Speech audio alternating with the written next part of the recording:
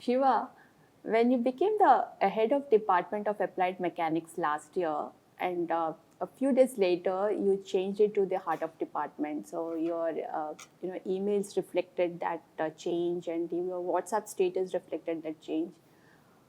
What's the vision behind this? So you have helped me with a good question. In fact, when I took over as head of applied mechanics department, the first thing that I felt is this head and all those don't play a role. It is the heart that plays a role in our lives. And I wanted to have that reflected in my designation. So I said, okay, why not make it heart of the department? Because that's essentially what I wanted to be when I took over. One of them suggested, why not heart on duty? So I added that also. Basically, all of them have this acronym HOD, right? So whenever I talk about being how I am associated with the Department of Mechanics, I would say head of the department. Instead of saying head of the department, I would say HOD, right? So expansion is heart of the department, heart and duty. Because I strongly believe it is the heart that connects people better. In storms of challenges that we all face from time to time, it is that heart connections that make a huge change, huge effort in terms of collecting people together to face the challenge and resolve and solve the problem. And therefore, I named it as that way, right? Because every person in the department wants to grow. That's a fact. But at the same time, they also want the department to grow. Both occur at the same time. So when people recognize that they are growing, if they stop others, right? If they stop others from growing, then the department may not grow. If this realization comes to people, they start to understand each other, right? This understanding each other plays a huge role in a cohesiveness that a department reflects. I'm happy that such a thing is happening over and over. People understand each other, may not be in a very straightforward manner, but responding to each other, finding out what the other person is trying to say, taking along people, some kind of cooperation starts to happen, right? When they feel that the fruit has happened because of cooperation, the cooperation actually shows up more. That willingness to give and take, okay? Letting go some of the things that they were dearly for themselves, sharing things. All these helped in terms of realizing that growth of the department also has to do with connecting to other people much better, provided for a shared vision. Of course, for that, I had to find ways and means of our faculty members, the scholars, the students, all of them staff members to come together, meet. In fact, to tell you, Prasanna, we didn't have all this setting of informal setting of meeting each other. So about 3-4 months ago, I said, let's have a chai time, right? So I announced to people saying that there is chai available at this place. Let's gather together, right?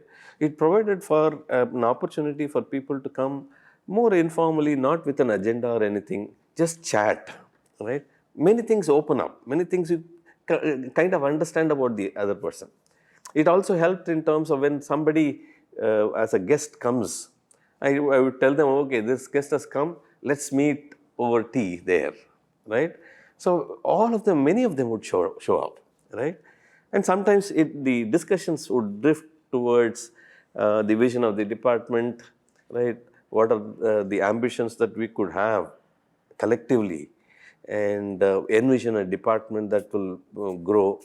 So in that sense, this heart-to-heart connection, I felt was a very important move, not just to think that way, but also to tell the world that it is that way, that I'm going to operate. And that makes a huge difference. Even today, I see that happening. The variety is there in the department. Each individual is different. But they look at that variety as strength is what is really happening right now, right? So we look at ourselves as a family, the staff members, the students, the scholars, and the faculty members together. And that's becoming the reality now. I know it's a very small step, but that step has proved to be something that has helped the department realize the value of this connection.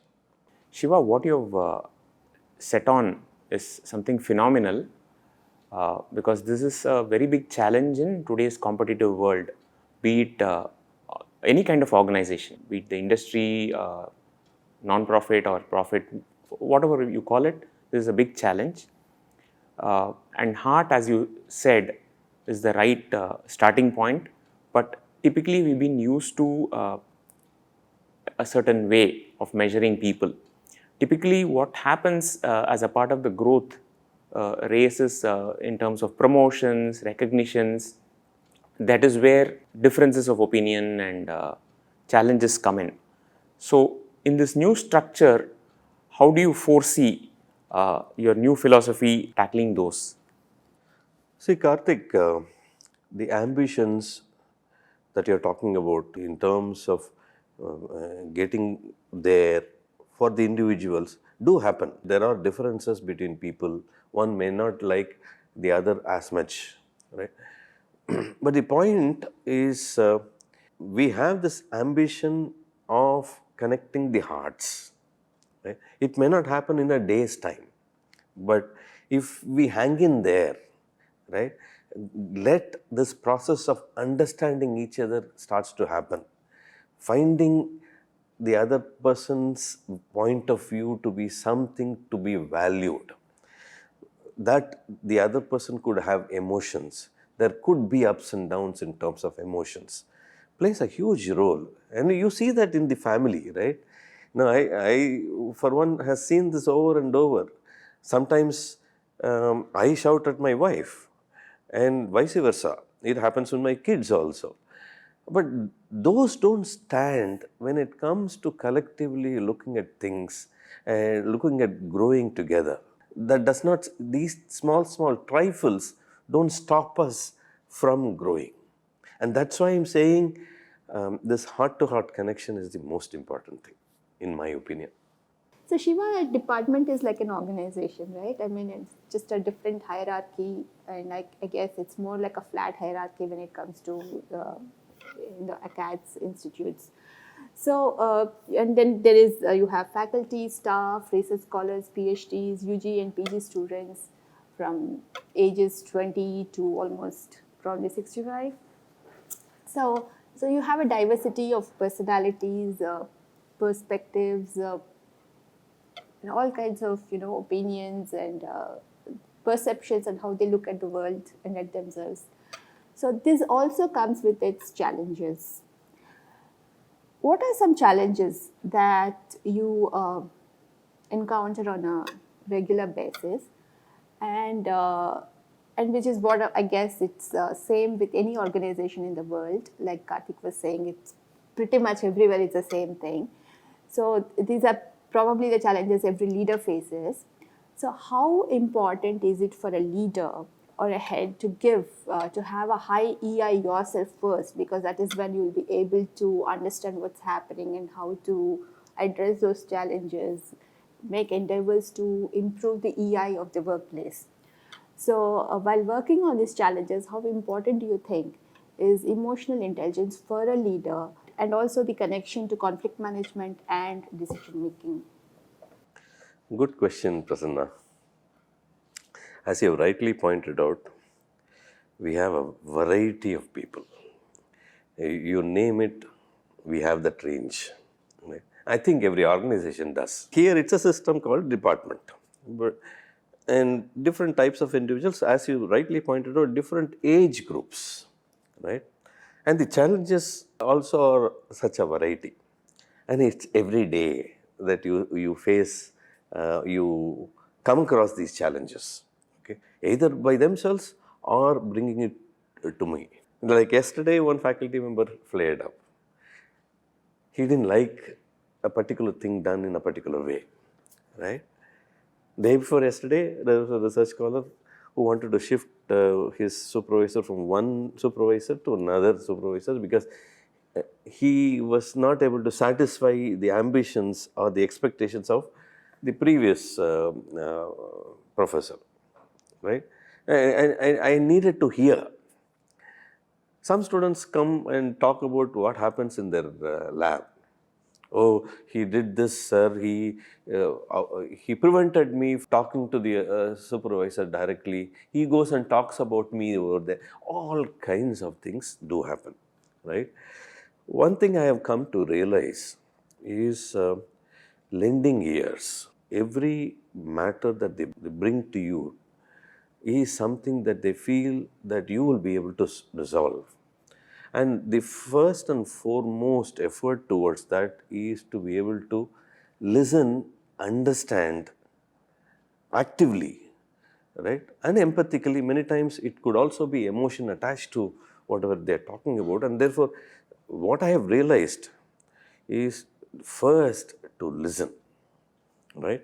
I may not have all the answers with me, but by listening itself, it makes it possible for the other person to shift from an emotional state that he or she is in to another state where they become capable of resolving it by themselves, right? Whatever conflicts they bring, whatever conflicts that sometimes they have to endure, right? And this is basically what happens. And therefore, simple shifts in terms of what their states is has helped in terms of resolving problems by themselves. And we all have to understand, Prasanna, that we are not perfect. I'm not somebody who can give the best solutions. So I may make mistakes also. But one good thing that has happened is, I would say sorry. If I have made a mistake and I realize I made a mistake, this golden word sorry has helped tremendously, right? And when you practice this over and over and you're aware, oh, okay, this is what the person is going through. This is the thing that they are so bothered about, right? And they feel that you have to pitch in and resolve that. And when they feel you are there for them, a lot of problems are solved, right? There are methods of conflict resolving that is available. To a certain extent, they help, but it is more natural that all these things happen. Of course, it definitely helps if you know how to resolve some of the conflicts, right? And if you're able to categorize, okay, this is the kind of conflict that I have to resolve or help somebody else to resolve, that happens. But challenges do remain. We are never 100%. Right? And if every one of us realize that, it becomes easier for us to come together. As I earlier pointed out, we are all having this ambition of the department going up and up, growing to a level of our dreams, right? That every one of us have. In that sense, it's a shared vision. That helps to a certain extent. But you cannot prevent the pressure that they have. You pointed out about various things that happen to them. Kartic pointed out so many things that they have to take care of, right? That is there. And when one is doing very well, the other person feels a little bit disturbed. And I think that is natural. But if there is somebody over there who can listen to them, a lot of things get resolved. In a way, it has helped in terms of having my office door open all the time. I think Kartik would know, it's always open. It doesn't matter, as long as I'm there, sitting over there, the door is open. Just giving them that feeling that you're welcome to come and share what you want. Right? There will be politics. They'll come and say something about the other person. Well, I have to tell you this. When somebody comes and tells something of that sort about the other person, what I make it a point to do is I would pick up something that is good about that person who is talking and good about the other person that he or she is talking ill of, so that they also realize there is some contribution coming from the other person also. It helps them having that perspective, oh, okay, I'm not alone doing everything by myself. It helps a lot. Yes, Shiva, and as you rightly pointed out, active listening is such a wonderful tool to, it's, we've been talking about this in different modules, in communication skills, in systems thinking, and it's such an active tool. Just by listening to the other person, you're actually giving that space for them to sort out their thoughts and emotions. And as you said, you're not really solving their problems for them or resolving their issues for them. But what happens is that the space that you create, it helps them find their own answers and solutions. May not be at the same time in that instant of time, but it just gives them that, that listening over a period of time. And as they start sharing their issues with someone who is really willing to listen and pay genuine attention, it helps the person vent out their frustrations and all that's in their mind. And over a period of time, it helps declutter the mind, and that is where they get that space to go and start finding their own solutions. Yeah, the other thing is, when they know that your ego is not in front, you have already shelved your ego, it's okay to go and shout at my head of the department or heart of the department. It helps. It helps tremendously that, oh, okay, I can be open about this. Right? This openness helps in terms of understanding the other person also, where he or she is coming from. Right? Because that's very important for me to know whether they are coming with an agenda. And when you don't have an agenda, that helps a lot for them to just spell out, this is what I think. Right? You tell me what should be done. So that way it is possible to get people on board. Of course, I am a human being. There are so many things I need not be right in. I can also get angry. But over time, I've been in an administrative role, not right now, but earlier also. So it helped me understand how I position myself when such challenges start to occur, when those conflicts start to occur. Actually, Shiva was the former dean of students. So, as dean of students, he had to work with, I think, thousands of students for almost 6 years, Shiva? Yeah, more than 6 years. More than 6 years. So, I think the understanding he had gained over the time working with the students and trying to understand their frustrations and their problems and their issues and the root causes of those issues helped. I think that's helping you put together the big picture and then trying to see how you can address it at a bigger level, right? Definitely, Prasanna. Connecting to the other lessons in this course, systems thinking, right? Looking at the big picture, understanding the structure as such, what a student may be going through, right?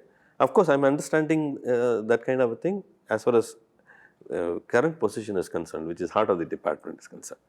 But at that time, what is that structure where it is possible to make a difference, right? Where the students feel that they've not gotten enough, right? All these help, of course, in the current designation also.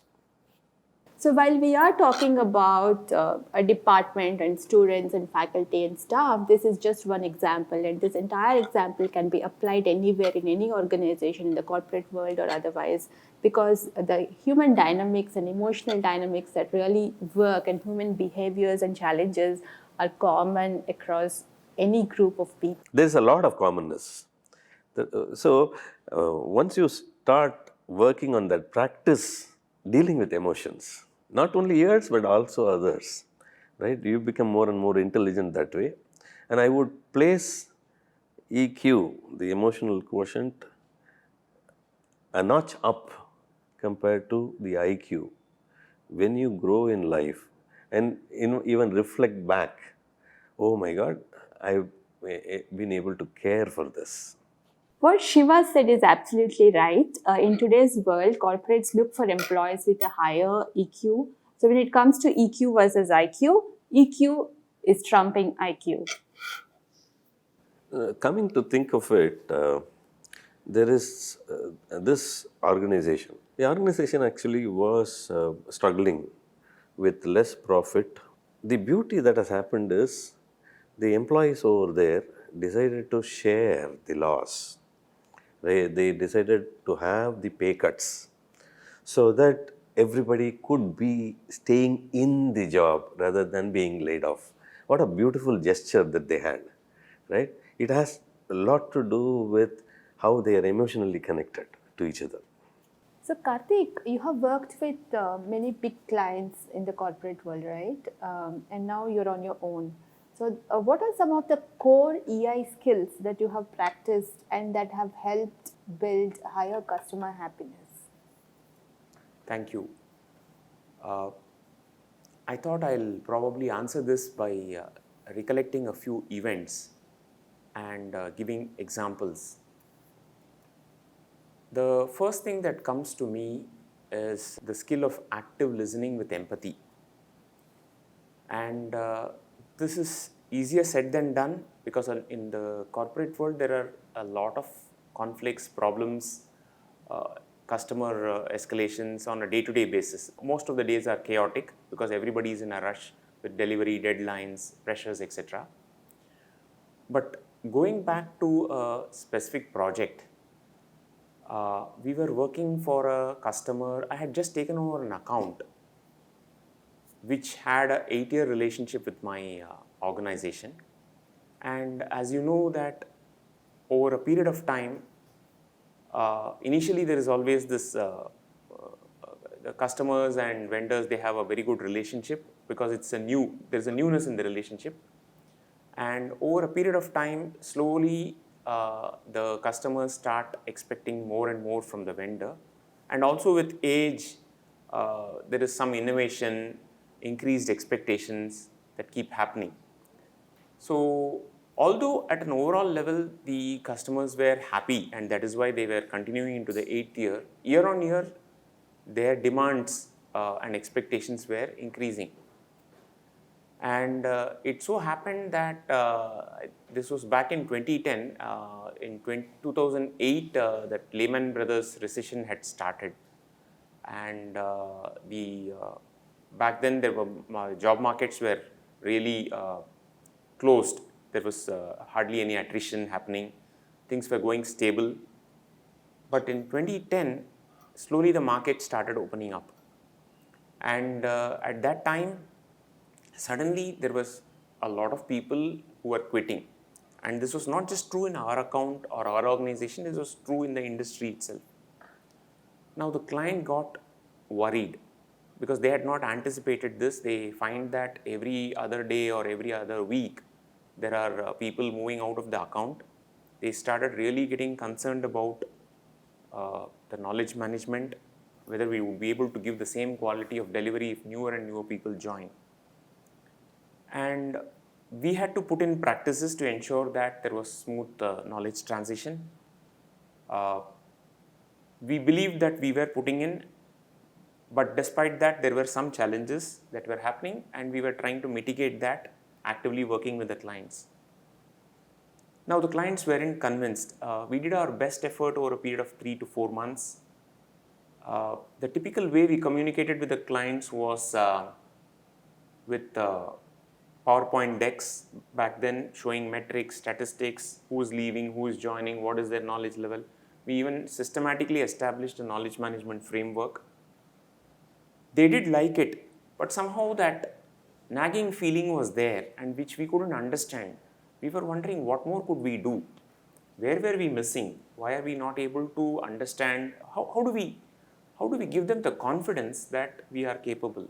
they kept pointing out that your people are new, we don't want freshers, how will the freshers understand? But we did demonstrate to them that freshers have written the tests that tested the knowledge and skills needed for working in the project, and we are transparently showing the test results to them.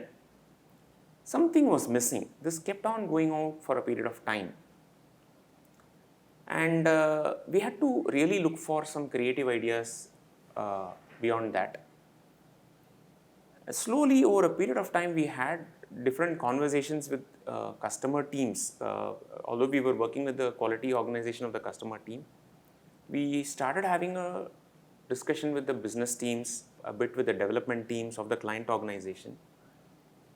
And we realized that one part of the problem was, it is not that our quality organization of the client was worried only about us, they were worried about how do they articulate the overall value to their business stakeholders. It is there that they were facing problems. It took a long time for us to understand that. Now, parallelly, we started looking for best-in-class knowledge systems within the organization. How do other clients, how do or other peer teams communicate value to their clients? We got bits and pieces of various different best practices. It was not fully convincing, but obviously we did get some good practices. And we also plugged ourselves into knowledge management summits to see industry best practices beyond our organization. And in one of them is one to attend that I came across games as a way of engaging millennials. That was a big revelation for me, because till then I had not even encountered such a thing. And one of the companies was experimenting with that. And then we realized that, okay, maybe these are millennials, maybe these are freshers. They have a different way of learning. And we brainstormed with the team. We continued brainstorming with our QA client partners. And we thought that we should try something new that will really convince the business stakeholders. Rather than just giving it in the form of presentations, PowerPoints being presented by the management team, what if we make the juniors that they believe don't have the knowledge presented to the clients? In one sense, it was a risk, because typically our idea is to, our belief system is that only the management and the leadership team can effectively present to the clients, whereas the juniors cannot. But they were questioning the value of the juniors, the knowledge levels of the juniors. So it made sense to make the juniors create something different other than a PowerPoint presentation. Move away from PowerPoint, something that they like, but in a business and a domain context, and directly present to the clients during the client visit. And we just piloted it, and the juniors, they just got onto it. It beautifully resonated with them. They also got away from their day-to-day monotony and the standard job, and they got an opportunity to do a self-expression of their creative skills and bring it into the work and connect it with work. So they did something fantastic. We termed it the knowledge theme park. It turned out to be much better than what we anticipated.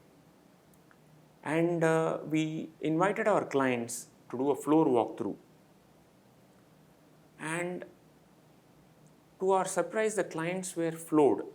We did not go with a plan saying that the clients will be delighted. We just wanted to give it a try. We wanted to, we believed that we should do something that the juniors liked, yet give them an exposure to the client so that they got convinced. And what the client said was, you guys have innovated amazingly. Because typically our idea of innovation back then was creating some index, measuring some metrics. Again, it was all in a deck and in a formalized way.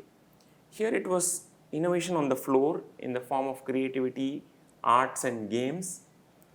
And most importantly, they heard from the horse's mouth. We were not involved. We as a management and leadership team were not the people who were trying to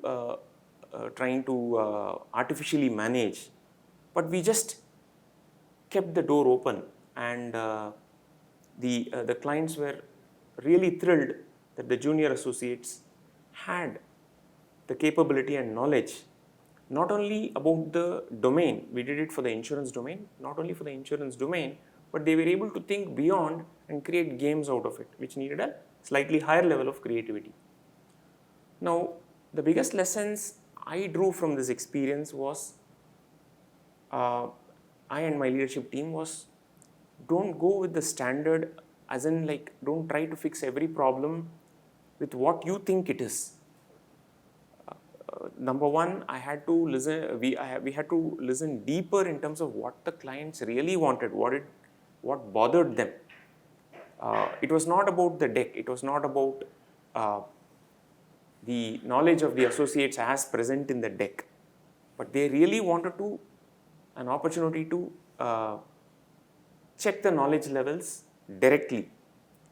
And what the associates wanted also was not a formal training, which they would have anyway had to undergo, but something much more creative where they can bring their fullest of self-expression into the field. And this did not happen overnight. It went through its iterations over a period of 1.5 years till we could really figure out that this is exactly what the employees wanted and this is what the clients wanted. It took multiple rounds of discussions, active listening with empathizing different viewpoints and bringing it all together, and of course then experimenting it. It is not that we figured out the solution and we implemented it. We had to trial it out after listening and giving space to all the stakeholders, and then it worked beautifully. So this was my very first experience that I could recollect. So the biggest learning for me was be open-minded, don't be confined to standard ways of working, try to truly understand what each stakeholder needs before implementing the solution. Wow, what a wonderful example, Kartic. Basically, you and your team converted a complete the lack of confidence that the customers had to something. You just change customer happiness to customer delight at the end, right? Yeah. So this is a wonderful example where customer happiness was converted to customer delight by creatively innovating a solution, a way to prove to the customers that the freshers were up to the task. So, and what a wonderful way of presenting it, Kartik, without just, as you said, it's not just PPTs and numbers. You did a whole way of bringing the customers and the freshers together onto the flow so that they could connect at a much deeper level, right? So yes, we are humans and we do really connect to humans, and sometimes just at a very deeper human level. So just sometimes numbers and facts and all the data that we may present through PPTs and Word documents and whatever it is may not carry as much weight as the real demonstration, real life demonstration. So that's a perfect example. Yes, thank you. I mean, it was, as I said, it took a long time for me to figure out what the real problem was.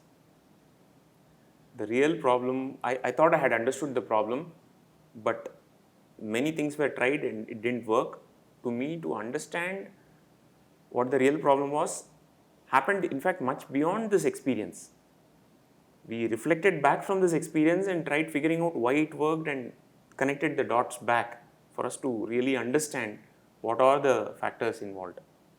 In fact, Kartik, when your example and your experience brings back memories of my own experiences with different clients, and I have seen it over and over again that it's just not how good you are at your domain and your the technical and technology strengths and skills and everything, what also is really important is how you connect emotionally with the customers, how you're able to present yourself and put yourself in their shoes and try to understand their point of view, where they're coming from, what are their concerns, what are their issues, and just listening to them actively, which keeps coming up again and again. And when it comes to customer relationships, active listening is first and foremost thing.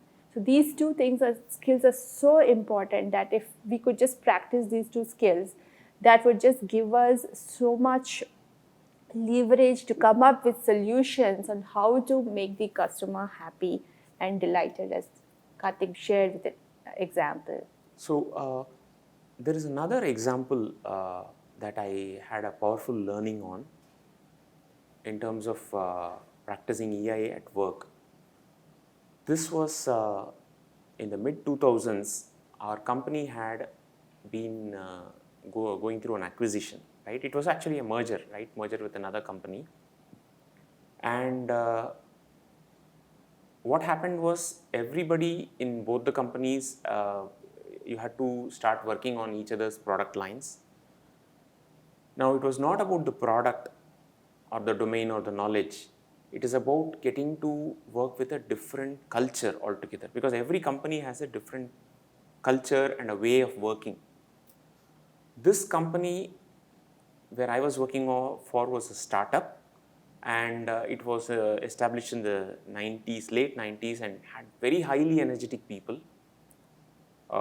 who will work crazy hours and push each other and things like that. Whereas the other company was a little more older company, in the sense it was more laid back and a more stable company, I would say, where things used to happen at their own time. There was no rush necessarily for the daily work, and the standards of what is right in terms of time, quality of deliverable, etc., seem to be much lower than what we were used to in our startup. Now, there is nothing right or wrong. Both kinds of cultures have their challenges. When you are highly energetic, you also it has a plus and a minus. So I'm not trying to say that one was right and one was wrong. Stable companies have their own positives, but what was challenging was understanding each other's way of working and trying to work together on a daily basis, because each stakeholder from the previous organization used to think that the opponent is not right, or rather, I wouldn't say the word opponent, the other company is not right, and theirs is the right way of working. And there is nothing wrong in that, because we are used to that way of working for a long period of time. And this led to a lot of daily frustration, often some conflicts, which both the managements for a while did not know how to resolve. Each management was expecting a higher productivity, but the productivity never seemed to be happening because the other company did not have strong documentation, whereas this company was expecting the same standards as the other company was. Now, this led to a lot of internal frustrations, and at all levels, including the vice president level, the junior team members level. The middle management was actually getting sandwiched. On the one hand, you have to strike a smooth relationship. On the one hand, you are getting pulled in by your respective bosses, saying that you need to take ownership and drive change. It's easier said than done. The day-to-day was a struggle for many, many months together. And all the project management meetings were blame games. Okay. This side used to say that, no, this date is not agreeable, you have to push it to an earlier date. The other team, which was comfortable with comfortable deadlines, they will say, no, this is not possible. And they will say it with a very quiet face. And back again, we had to go back to our management and say that this is what they are comfortable with. So there was no ending to this whole thing. And I too was getting bugged and bothered as to where am I working, why is this happening? And this went on for a while. Then over a period of time, what happened was I started realizing and accepting that yes, these are two different cultures. And although day to day things are not progressing as fast, they are also good people and they are trying to do the best possible that they can. It was not that zero progress was happening. The progress was not as fast as what we were used to. That was the only difference.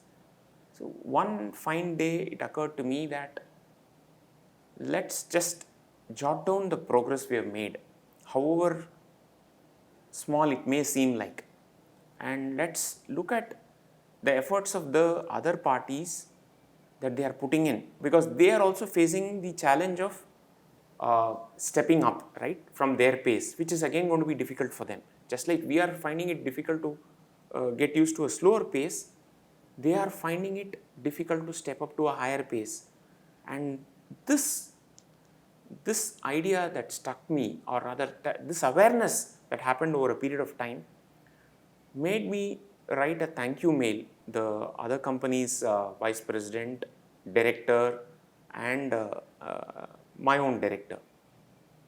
I did it with zero expectation. At that moment I felt, yes, we are doing our best and thanks to all your support for making it happen. I didn't do it with any agenda at all. And suddenly, over a period of time, what happened was this mail won the hearts of both the managements, because this probably reminded them of the overall awareness of the situation.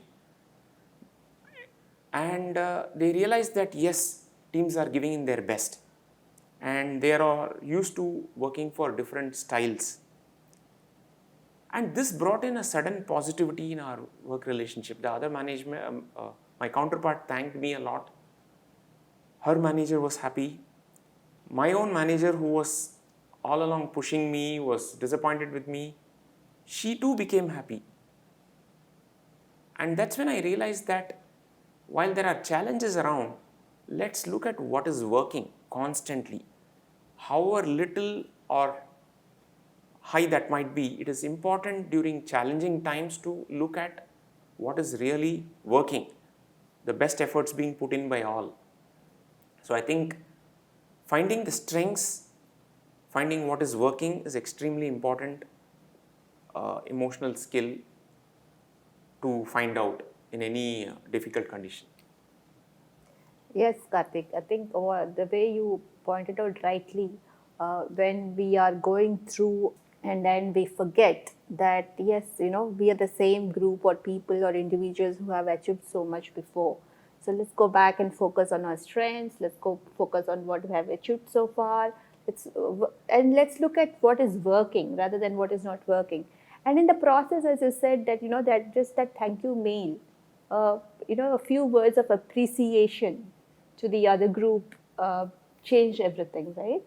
So yes, we will go through challenges, we will go through chaos and conflict at times, but keeping ourselves centered, grounded, and appreciating what is there right in front of us, and just being able to just say a few words of thank you to one another, so wonderful, which we forget because we are so focused on trying to fix something, resolve something, and do something right, and lose track that end of the day, yes, let's remember that we're all human beings, human connection, and it's so important. Made an absolutely correct statement. We get lost in the results, but the joy of working together, the relationships, the positive relationships, that actually yield to the final result.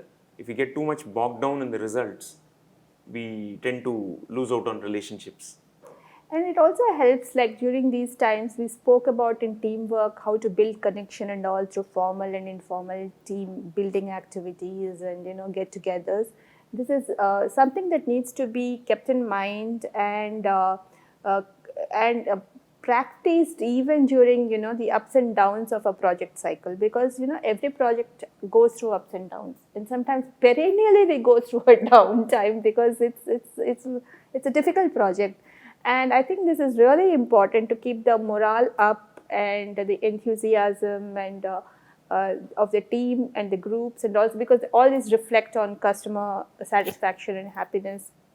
So to keep the team morale up and all that, regular interactions and connections, human connection amongst the people and amongst the individuals, it's really important, so that they understand that we're all going through the same phase, and we can work on this together. We can support each other, help each other, and leverage the strengths of one another to achieve the shared vision and goals that we have as a group or an organization, correct?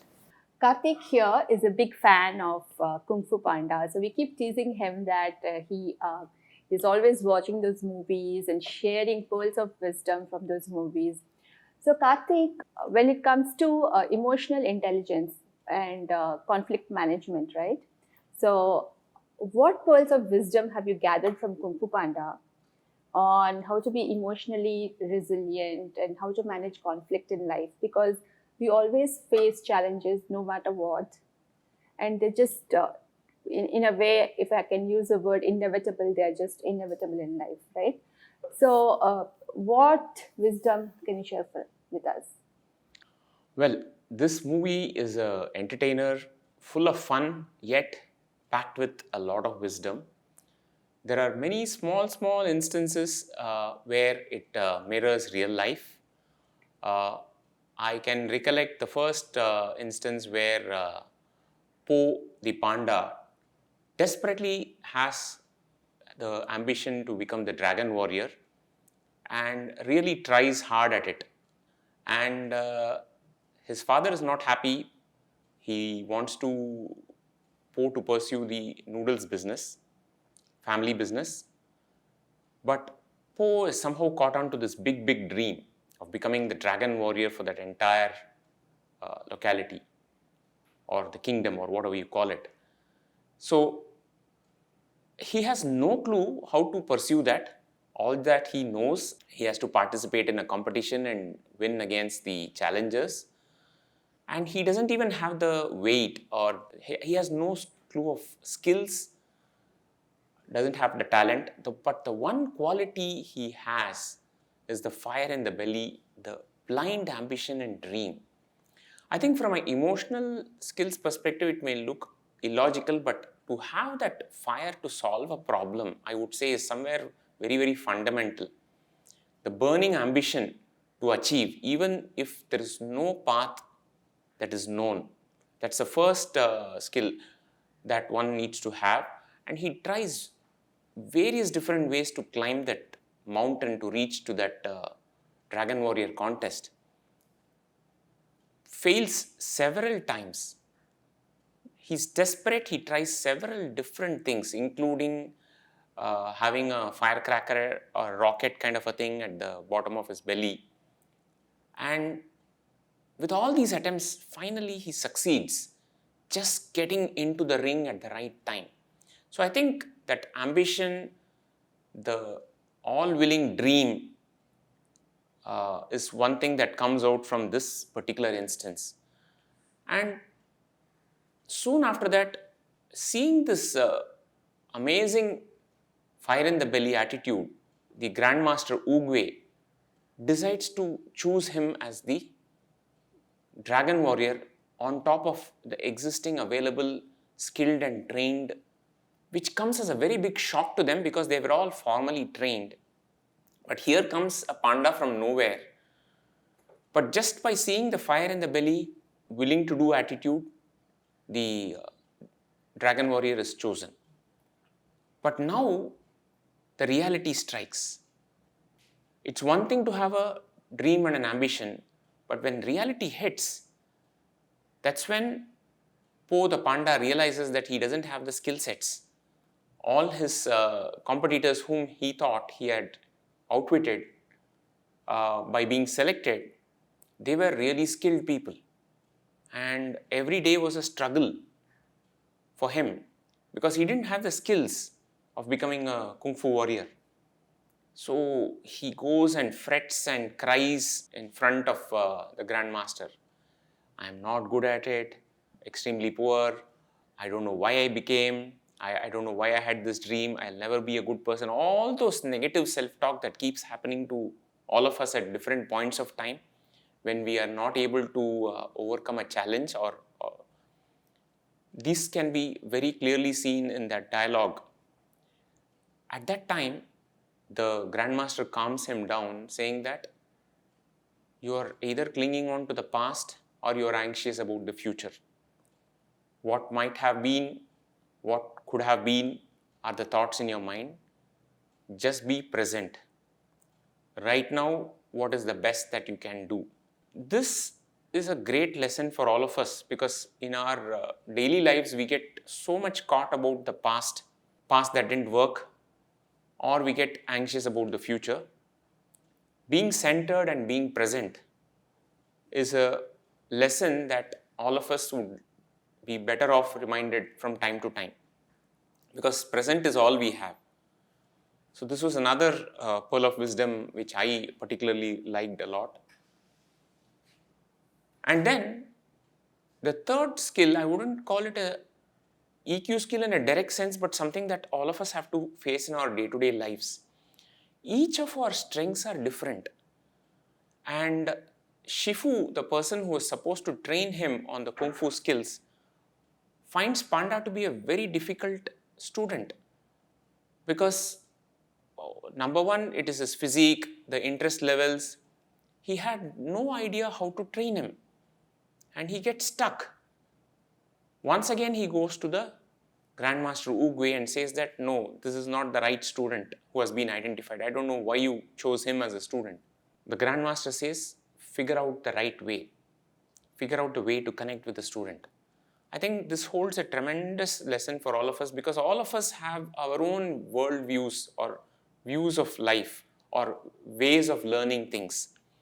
And there is no one size that fits all. For training and learning to happen, there has to be that right connect pathway, that motivational trigger that has to be established. It's a key EQ skill both for the student as well as for the teacher. How do you connect with the teacher? How do you connect to learn a skill, to overcome the blocks? And Shifu here starts observing critically his student. He notices that what motivates his student most than anything else is his snacking habit. Now, an ordinary challenge would not be attractive enough for Po. Whereas, if the challenge is in some form connected with eating snacks, Po will go all the way to overcome that challenge and get that snack. Shifu observes him in a couple of aspects and makes use of that in each one of his training. The incentive for every one of his Kung Fu training sessions will be to get a snack, which he will hold. I think this is yet another example where in our workplace we face so many different kinds of employees, colleagues, workers, and everyone has their own incentives, their own things that motivate. Now, snack is just given as an example here, but fundamentally, for some people, rewards will motivate. For some other people, the joy of learning will motivate. For some other people, the form of learning like visual learning, group learning, some people may be individual learners. Unless that knack is figured out by the team leader or the manager, getting the most optimal work done out of that employee is going to be always a perennial challenge. So this is another EQ skill that we can metaphorically correlate. And the one more last lesson is about it's all in the mind. It's easy to say that phrase, but it's all in the mind. We feel that there are some codes and methods that we need to master. There are some formal things that we need to master. But while there may be such things, it's not always true. A lot of things, it's all illusions that our mind cooks up. So they were this dragon scroll that was supposed to be having some magical script that Poe was on the search of, which supposed to have some major thing written. When they go into a war and they get hold of the script, they find that it is empty.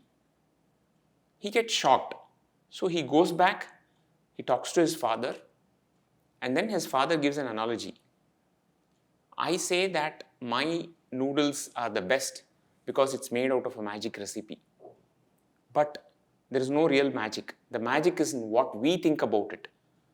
Our mind associates specialities to things. And if we think certain things are special, then it becomes special. It is not because somebody calls it special. So again, correlating it to our workplace and our lives, we have some biases and fixations about certain things are good, certain things are bad, certain things are needed. Whereas we need to also battle out those impressions of the mind, saying that anything is doable if we have an intent for it, and it is not that it has to be achieved through a specific pathway. So in many other small examples are available in this wonderful movie series that we can correlate in our day-to-day lives. Wonderful, Kartik. And if we let him speak, Kartik just loves to go on and on about Kung Fu Panda. And what it's really, as he said, there's just one thing he says about Kung Fu Panda movie. What is that? That the past is a? Past is history, yesterday is history, tomorrow is mystery, so focus on the present. So this may just sound, you may have heard it before, you may have read about this before, you may have seen the movie and heard it there, but everything, there's so much wisdom in that 3 sentences, right? Yeah. Because all our emotions, the root cause of emotional turbulence that we experience is because we are so caught up with the past and worrying about the future. In the movie, like Grandmaster Oogway tells Po, the panda, that he is worried about the past and anxious about the future.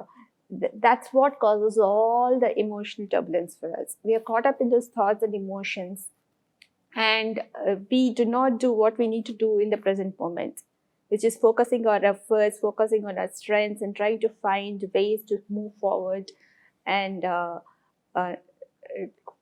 look for possibilities and solutions. And this itself is the root cause of all the conflict that gets created in life, actually, because conflict starts within ourselves first before we start seeing conflict outside. So there's so much conflict that we face inside of us because of this past versus future and our expectations and what we want to achieve versus what we do not have versus what we have. The root cause of all kind of conflict that arises in life. And we'll talk more about this later. Someone needs to take the lead and work on building emotional intelligence at the workplace. Siva, what are the many ways that you are endeavoring to, some of those different ways you have set in place and strategies in place to build EI at the workplace? And what impact do you foresee in the short term, and in the long term? Right, and I have to set proper example. So that's why I was telling you about why my office doors are open, so that there is this feeling that anyone can enter my room and talk to me, right? Talk to me about anything that they feel is connected to the department, even otherwise, right? And it's a routine matter that many just come in, just ask for time, etc., etc. So that happens. Many cannot open up in a meeting setting. For example, if there are all the faculty members sitting, right, and a student wants to say something, the student will have a lot of hesitation, right? And it is important to build the spaces and the opportunities in such a way that it is possible for one to be able to open up and tell their point of view, right? So I seek to find out ways and means by which such a thing could happen. It could be, sort of a meeting where the group is cohesive enough and they don't feel uneasy opening up, or it could be just one to one. Whenever there are ambitions that they don't want to tell others about it, this is their ambition, their dreams they have, either for the department or their own profession. It's good to know about that, because in building a department which endeavors to go to a level, it's important for us to know the parts of that system well, right? So whether it is the research scholars, students, or the staff members, right? So I had the opportunity to talk to every staff member, right? Each one had uh, a point of view that they brought in, right? And they loved talking about it, okay? Because they felt there is some space that has been given for them to talk. So in that sense, I regularly conduct meetings. I start with somebody who is at the lower end of the spectrum, so that opportunity is available to them before somebody who is higher up in the experience or ranking or hierarchy to talk later. So that provides for opportunities, right? It is also important to not just listen to them, but also find out what it is that they feel their goals are. And if I am able to align the departmental goals based on an overall sense of the goals that the individuals think are important, it gives us that perspective. Okay, there is something that is in it for me to grow, either to grow the department or myself. So that aspect also is an important thing that I keep working on. There is also this aspect uh, which is about self-doubt. People from time to time, because failures in their minds are bound to happen. So what happens is some are able to take the failure, move on, but some feel stuck and they start to doubt themselves. Am I capable of doing this, etc., etc.? That's when encouraging them to talk about it, right? And also think along with them to see what all avenues are possible for them to grow. These are some things that help them a lot. So in short, listening, sharing, getting them that space for them to open up and talk about their aspirations and ambitions is, I think, a powerful need for building emotional intelligence of an organization or a workplace.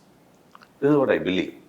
It's really, it's very important to do that, as you said, Shiva, building that shared vision, shared goals, and also giving them the flexibility and freedom to, align their goals with the group or organization's goals, right? So that just gives them so much, what do you say, the empowerment to, And the belonging. and the belonging. And they also get to see the big picture and how they're playing a role In that big picture. Fantastic. Exactly. Yes. Yes. And all this directly or indirectly, you are bringing a difference to the world.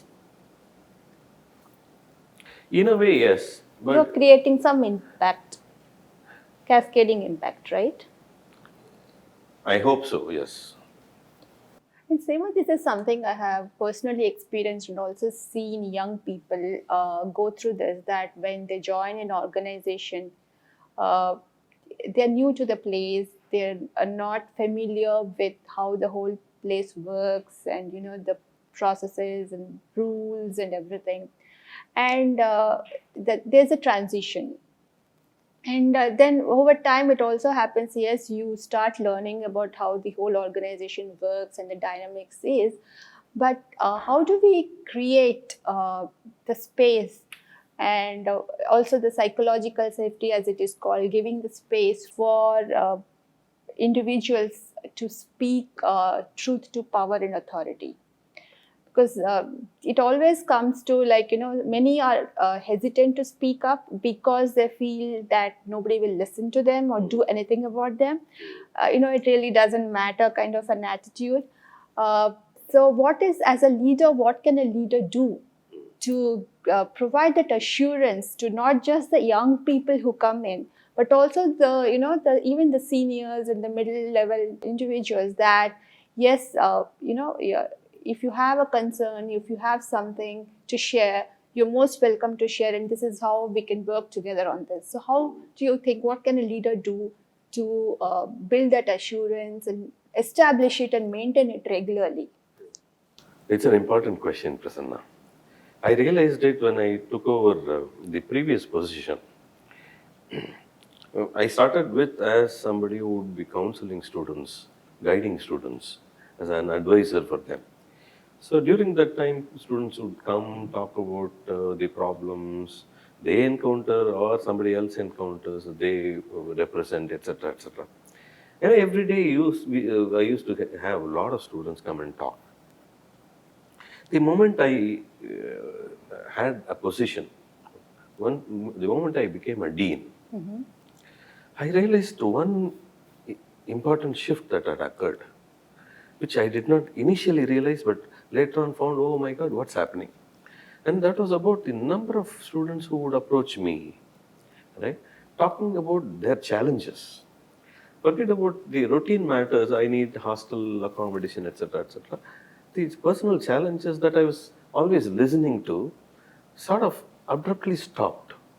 So I was questioning myself what was happening, because I always thought there is no such thing as power, but it is to serve better that we hold positions. I realized they were not coming forth and talking about their challenges, the challenges as they face day to day, or something that is more acute that they wish to express to somebody. Having been in that space for some time, this looked awkward to me. So, somebody is not coming to you, it is better that you go over to them. Wonderful. So, one thing that I did was I would go over to hostels. I would go over to each and every hostel, talk to the students along the way also. Right? Some of them may open up, some of them may not open up, but the idea that the dean is amenable, the dean is friendly enough that I can open up and talk about it, became possible. I also sent out emails saying that, remember, I could be dean, but remember, I'm also a father, I'm also a brother, I'm also a son, right? There are many roles that I play, right? So you need to look at me that way. And if you have something that you wish to share, I'm always there, right? So I used to get a lot of responses for that email. And at least that set of a couple of weeks, I would find 40, 50 students come and talk about whatever is sort of engulfing, just filling their minds. So it's important for us to realize that we have shifted to a position where they may be uncomfortable talking to us, because there is this truth to the power that they see. You may not realize that. You may still be thinking, okay, it is something which is providing you with an opportunity to serve. Well, that is okay. It is also important for a leader to know that people may not open up, and the confidence can come about only when you start to approach them, when you give them the hands to lift them up. Right? That's the way I feel leadership should approach. A person in leadership should approach matters concerning this where people feel that there is this power and I am not able to access them because of that. This reminds me of the stories we used to read in Amar Chitra Katha Siva about how kings and emperors would disguise themselves, and like Emperor Akbar, he would disguise himself and go and listen in street corners to what people are thinking about the king, the ruler, everything. So it's I get, and you're so right. Very similar, but I didn't have to do all those in order to approach them. It was not that much of distance between a king and a Yeah. But I guess subject. this is the same thing that different ways. In a different way, yes. But people- I realized that there is this, as you rightly mentioned, there is this truth to the power, right? And realization of that, Yes. and that you take it as not power but power to serve, is also very important. And you make this powerful statement that if they're not coming to you, then you go to them. Every leader, every manager. I didn't want to miss them. Exactly. Frankly, I didn't want to miss that closeness with them. Right? All said and done, that closeness that I had previously could not be brought in completely. But then I could make enough attempts to bridge that gap. And what advice do you have for individuals that they can? This is for the leaders. Like, yes, the leaders must do this. But what advice would you suggest and give to individuals and team players that yes, you also can go and share, and it's probably a great way to share what is happening. But what do you think a team player should keep in mind before going and sharing something to the authority? Oh, to the authority. Yeah. No, it all depends. If you say should, see, every person in the team will have a positive and a negative from your point of view, right? It is how you play these positives and negatives that makes the team more cohesive as a unit, or split it into several parts, explode it. So, if each team player finds the strength of the other person, finds the value of the other person as a part of the team, and openly recognizes that, that's one single aspect that is bound to make the team something that they cannot imagine as individuals. I often hear this about Leander Paes and Mahesh Bhupathi. When they were together, they were number one. Not as single players. They were ranked much, much, much later. But when they came together, acted as a team, in unison, power, the strength. So, united, we are strong is the word that you will start to realize. Right? And for that, as I said, these two are very important. One is to recognize the value and the strength of the other person in the team. Of course, your own strength. And be able to appreciate. Right? We use these two words, depreciation and appreciation in the financial matters. It's the same thing here. What you appreciate, appreciates. Right. And therefore, if you are able to appreciate the strength and the value of that person who brings it to the team, the value that the team player brings to the team, if you are able to appreciate, and if every team player of the team does that, nothing can beat them. Right? Yeah. And we have seen this over and over in, of course, you said Panchatantra story or Amar Chitra Katha. A lot of stories have been told about this. It's not necessarily only a story, it actually happens in the real life.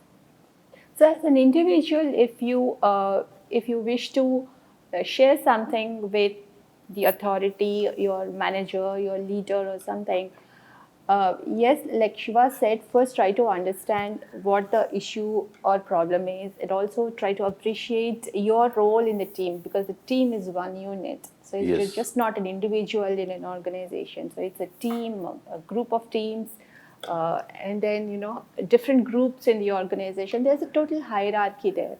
And take the initiative also to understand what are the goals and the shared goals and shared vision of each group and the organization, so that it gives you the big picture of the role that you are playing. And also, when you take an issue or a problem to your manager or supervisor or leader, rather than just going in a complaining mode, Exactly. right? Perhaps also say, so these are the drawbacks, or something that is not working, Right. and probably with a solution saying, how about we do this so that it works this way. Not only that, you also discussed this beforehand with the players that were a part of it. Not every individual is the same. Not every individual will have the same circumstance of work, right? Some of them, and you would have seen this during pandemic, COVID times, right?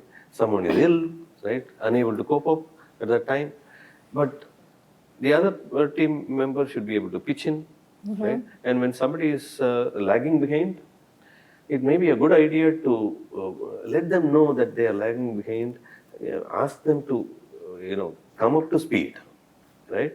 There's no hesitation necessary to do that, right? If we do that directly with them, they appreciate that more than going to the higher up, the authority, and telling, oh, this person is not doing, right? This is very important. You settle it at that level. Right. That way, even if it is something where you need to spell out, it is better to spell out than hesitating to keep it to yourself. Let it, become bigger and bigger in proportion. Before you go over there, automatically it's a complaint that is going to come out. What's the point? I mean, you're going to lose a team player. Right? Instead, it is better to motivate the other player, make sure that he or she is on board with whatever problem that you are trying to resolve. And that way, it is now possible for both of you to go and tell the other, this is the status that we are seeing. Right? Rather than saying, this is the person who is the problem, etc., etc. Correct. When we do this, you gain, it's very important, you gain the confidence of the other person. Yes. Right? And you have to be assertive sometimes to tell them, right? Many of us lack this assertiveness. There are times when you have to be assertive and telling, this is not going to work unless you pitch in. Right? It could be you that you are telling yourself, but that assertiveness is very, very important that many of us are missing out. And just to clarify, assertiveness is being firm. It doesn't mean being rude or impolite or being Exactly. disrespectful of someone else. It's just being, speaking with conviction and following your values. And I think that's a very fundamental thing that we need to remember. Correct. And that the other person realizes you value them and therefore you're saying this. Right? So that's very important. Yeah. Oftentimes, it's not easy doing it, but this is a practice. And Absolutely. as I said, most of it is a practice. Yes. Right? And we become perfect by practice. You practice, you become perfect at it. Yes. Right? And it's a lifelong practice. It is a lifelong practice. Yeah, we keep learning. This is an art. I mean, I cannot tell you that, you are emotionally the best, most intelligent. No, there's nothing of the sort, right? Because we really don't know what life can throw at us at any point of time. As Exactly. COVID pandemic showed us that we really had to, Exactly. And remember, there are others in support of you. There are others that are there for you, right? And that emotional connection is important to establish. So one last question. Any book or movie that you would recommend that speaks on, because I know most of our movies are emotional Yes. and it does have an emotional impact on us, but any movie that speaks for emotional intelligence and resilience. Lots of movies, Prasanna, and especially kids movies, Pixar movies, right? And I wouldn't say it is only for kids. When we see it now, it makes a lot of sense. So, a lot of Pixar movies. Of course, if you're looking at only emotions, different emotions, and how they display such characters, you have this inside out, right? I really love this aspect of letting go in the movie Up.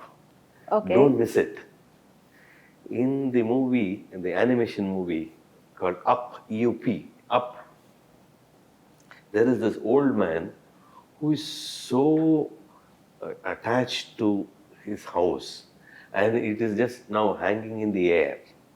Unless he cuts it off, they cannot save themselves and the others. It takes time for him to let go of something that has existed along with him.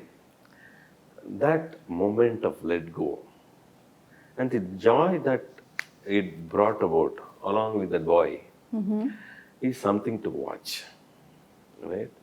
Letting go is also an aspect of emotional intelligence. Thank you. Thank you.